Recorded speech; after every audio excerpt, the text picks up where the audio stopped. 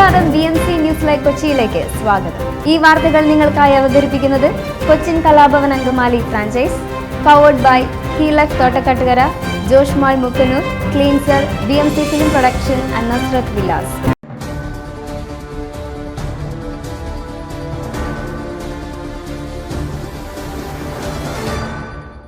എറണാകുളം അങ്കമാലി അതിരൂപതയിൽ ഏകീകൃത കുർബാന നടപ്പാക്കണമെന്ന് major archbishop Raphael Thattil. ഇടവകകളിൽ വിഭാഗീയത വളരുന്നത് അനുവദിക്കില്ലെന്ന് മേജർ ആർച്ച് ബിഷപ്പ് മുന്നറിയിപ്പ് നൽകി. വ്യാഴാഴ്ചയ്ക്കകം ഏകീകൃത കുർബാന നടപ്പാക്കാനുള്ള നടപടി സ്വീകരിക്കാൻ അഡ്മിനിസ്ട്രേറ്റർക്ക് നിർദ്ദേശം നൽകി. അനുകൂലിക്കാത്ത വൈദികർക്കെതിരെ നടപടി സ്വീകരിക്കും. അവസാന ശ്രമമെന്ന രീതിയിലുള്ള ഇടപെടലെന്നും മേജർ ആർച്ച് ബിഷപ്പ് വ്യക്തമാക്കി.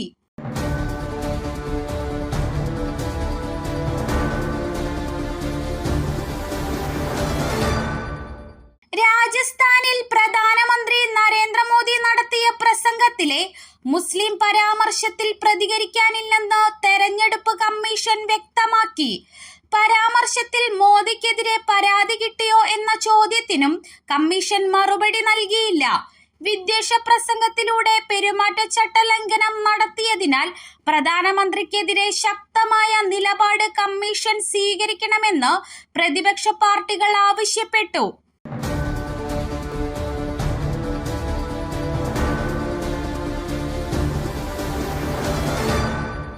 BJPയുടെ മുൻ കർണാടക സംസ്ഥാന അധ്യക്ഷനും ഉപമുഖ്യമന്ത്രിയുമായിരുന്ന KS ഈശ്വരപ്പയെ പാർട്ടിയിൽ നിന്ന് പുറത്താക്കി. വിമത പ്രവർത്തനം നടത്തിയതിന് 6 വർഷത്തേക്കാണ് നടപടി. ലോക്സഭാ തെരഞ്ഞെടുപ്പിൽ ശിവമോഗ മണ്ഡലത്തിൽ നിന്ന് സ്വതന്ത്രനായി മത്സരിക്കുമെന്ന് ഈശ്വരപ്പ പ്രഖ്യാപിച്ചിരുന്നു. ഈ സാഹചര്യത്തിലാണ് നടപടി.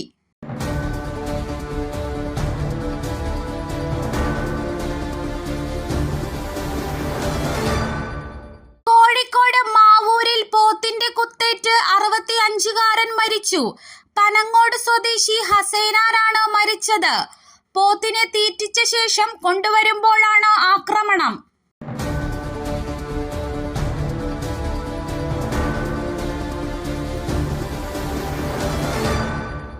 കാമുകന് കഷായ ജ്യൂസ് കൊടുത്തു കൊന്ന പ്രതി ഗ്രീഷ്മയുടെ ഹർജി തള്ളി. കേസിലെ അന്തിമ റിപ്പോർട്ട് റദ്ദാക്കണമെന്നാവശ്യപ്പെട്ട് നൽകിയ ഹർജി സുപ്രീം കോടതി തള്ളി. ക്രൈംബ്രാഞ്ച് DYSPക്ക് അന്തിമ റിപ്പോർട്ട് ഫയൽ ചെയ്യാൻ നിയമപരമായ അധികാരമില്ലെന്നായിരുന്നു ഗ്രീഷ്മയുടെ വാദം. സ്റ്റേഷൻ ഹൗസ് ഓഫീസർക്ക് മാത്രമേ അന്തിമ റിപ്പോർട്ട് ഫയൽ ചെയ്യാൻ കഴിയൂവെന്നാണ് ഹർജിയിൽ ചൂണ്ടിക്കാട്ടുന്നത്. നേരത്തെ ഈ ആവശ്യം ഹൈക്കോടതി തള്ളിയിരുന്നു.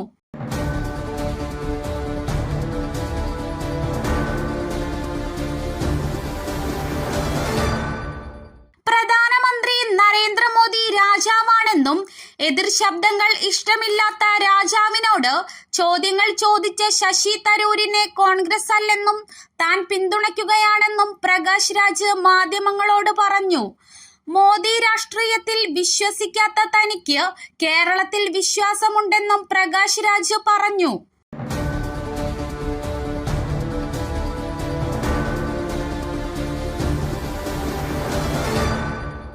കോഴിക്കോട് ട്രെയിനിടിച്ച് ഉമ്മയും മകളും മരിച്ചു. അപകടം വിവാഹ സൽക്കാരത്തിന് എത്തിയപ്പോൾ. ഒളവണ്ണ മാത്തറ സ്വദേശിനി ചാലിൽ വീട്ടിൽ നസീമ, ഫാത്തിമ നെഹല എന്നിവരാണ് മരിച്ചത്. തിങ്കളാഴ്ച വൈകിട്ട് ഏകദേശം 5 മണിയോടെയാണ് സംഭവം. കുണ്ടായിത്തോട്ടിൽ ഒരു വിവാഹ സൽക്കാരത്തിൽ പങ്കെടുക്കാൻ എത്തിയതായിരുന്നു ഇരുവരും.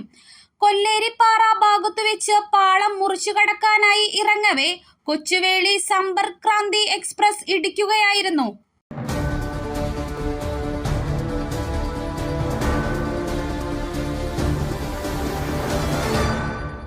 ബലാത്സംഗത്തിന് ഇരയായ പ്രായപൂർത്തിയാവാത്ത പെൺകുട്ടിക്ക് ഗർഭഛിദ്രത്തിന് അനുമതി നൽകി സുപ്രീം കോടതി. മുംബൈ ഹൈക്കോടതിയുടെ ഉത്തരവ് റദ്ദാക്കിക്കൊണ്ടാണ് ബലാത്സംഗത്തെ അതിജീവിച്ച 14കാരിക്ക് അനുകൂലമായി സുപ്രീം കോടതിയുടെ വിധി വന്നത്. 30 ആഴ്ചത്തെ ദൈർഘ്യമുള്ള ഗർഭം അലസിപ്പിക്കാനാണ് കോടതിയുടെ അനുമതി. ഇന്ത്യൻ നിയമപ്രകാരം 24 ആഴ്ച പിന്നിട്ടതിനു ശേഷം ഗർഭഛിദ്രം നടത്താൻ കോടതിയുടെ അനുമതി ആവശ്യമാണ്.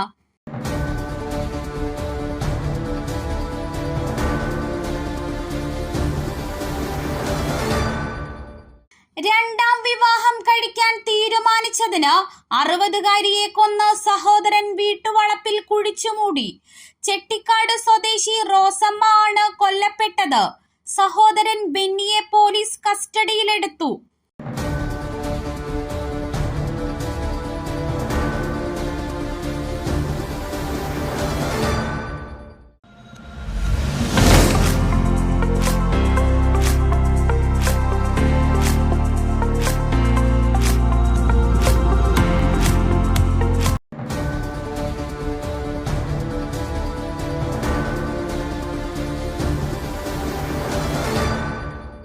മറ്റൊരു വാർത്തയുമായി കണ്ടുമുട്ടുന്നത് വരെ നന്ദി.